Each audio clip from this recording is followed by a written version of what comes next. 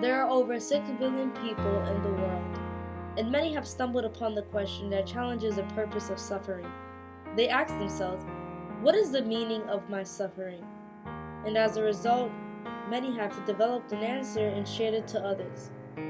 Today I will share with you the answer of one individual that has impacted my life. His name is Michael Perez. Michael was born into a family of 4. Him, his sister Lisa, his father Paulito, and his mother Michelle. With the support of his family, he excelled in academics and pursued a hobby in music.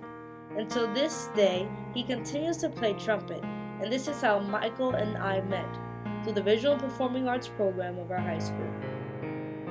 Although Michael had all the toys a child could ever dream of, he never would have imagined that his most valuable possessions would be stripped away.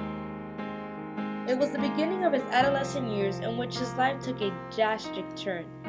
It began with the separation of his parents in 2001. Then in 2004, his mother suffered a life-threatening stroke which left her in a coma.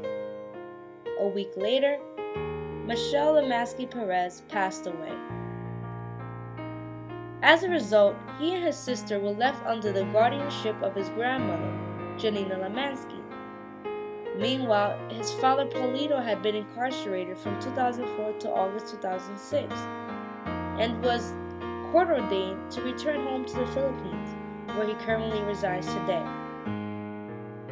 Janina provided proper care for her grandchildren until she became extremely ill and was diagnosed with cancer. She was under my mother's care until she passed away in May 2008. Living on their own, Michael and Lisa matured and were unable to enjoy their teenage years alongside their parents. Lisa, shortly after her grandmother's death, enlisted into the United States Air Force in October 2008. This left Michael hopeless and in despair.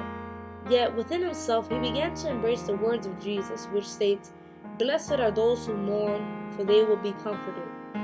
And although he felt abandoned and depressed, he had hope that he would one day be reunited with those who were stripped away.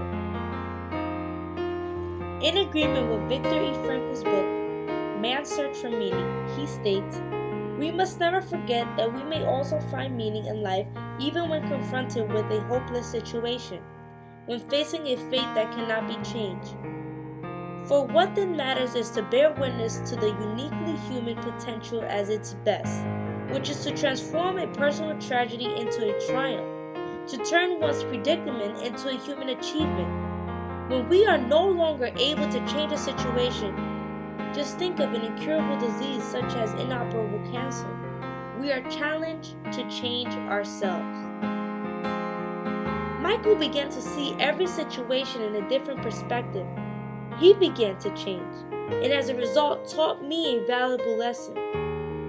He taught me how to value those I love, and he always says, "Value what you have, for you never know what you got until it's